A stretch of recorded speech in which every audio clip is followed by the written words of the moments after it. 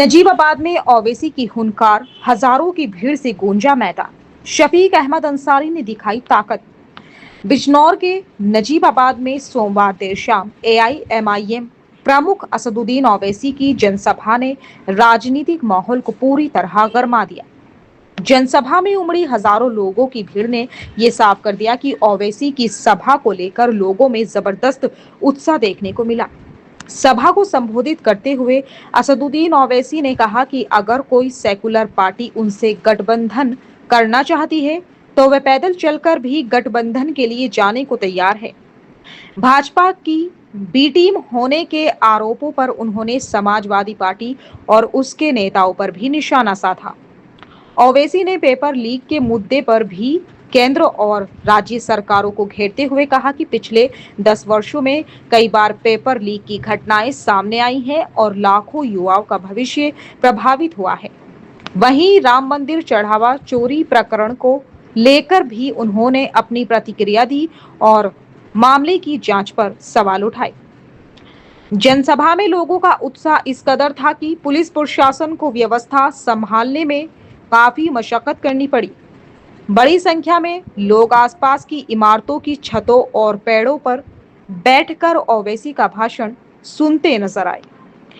इस विशाल जनसभा को सफल बनाने में चांदपुर तहसील के ग्राम हिमपुर बुजुर्ग निवासी और जिला पंचायत सदस्य शफीक अहमद अंसारी की भूमिका विशेष रूप में चर्चा का विषय रही। शफीक अहमद अंसारी अपने सैकड़ों समर्थकों के साथ नजीबाबाद पहुंचे और जनसभा को सफल बनाने में सक्रिय भूमिका निभाई। उनके नेतृत्व में पहुंचे समर्थकों ने सभा में अनुशासन बनाए रखने और लोगों को व्यवस्थित करने में भी सहयोग किया। राजनीतिक जानकारों का मानना है कि नजीबाबाद की ये जनसभा आने वाले चुनावी समीकरणों पर असर डाल सकती है। फिलहाल ओवैसी की ये सभा और उसमें उमड़ी भारी भीड़ पूरे जिले में चर्चा का विषय बनी हुई है। आज शहर में समाचार के लिए इरफान अंसारी की खास रिपोर्ट।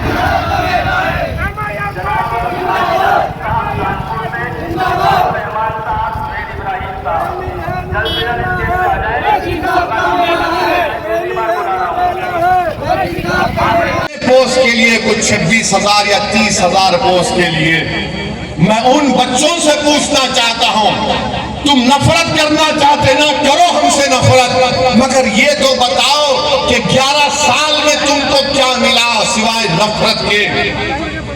26,000 पोस्ट के लिए 28,50,000 बच्चे इम्तिहान लिख के, बताओ आपको क्या मिला।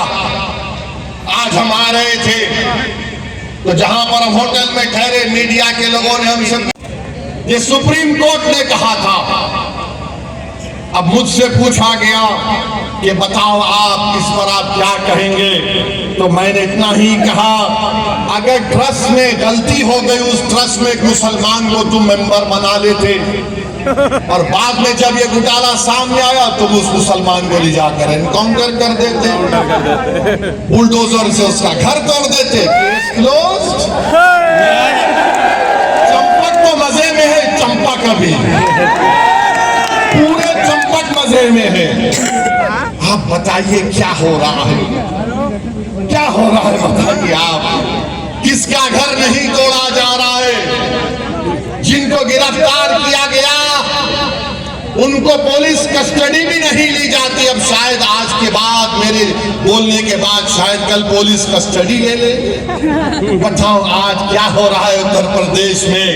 मेरे अजीज दोस्तों और बुजुर्गों, हम आपसे अपील कर रहे हैं कि अपने इत्तेहाद को मजबूत करिए। और ये बीजेपी आरएसएस वालों से हम पूछना चाह रहे हैं, इंसाफी जहां पर होगी हम आवाज उठाएंगे।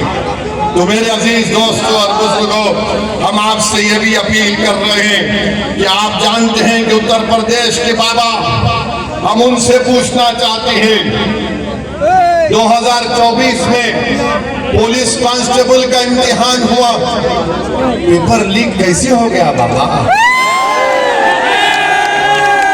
पेपर लीक हो गया, और पेपर लीक कहां से हुआ? गुजरात के प्रिंटिंग प्रेस से हुआ। पेपर लीक आप जानकर तकलीफ होंगी कि 10 साल में 48 मरतबा री एग्जामिनेशन हुआ भारत में। 10 साल में 48 मरतबा और 89 मरतबा पेपर लीक हुआ। 56 इंच का सीना देश के प्रधानमंत्री का,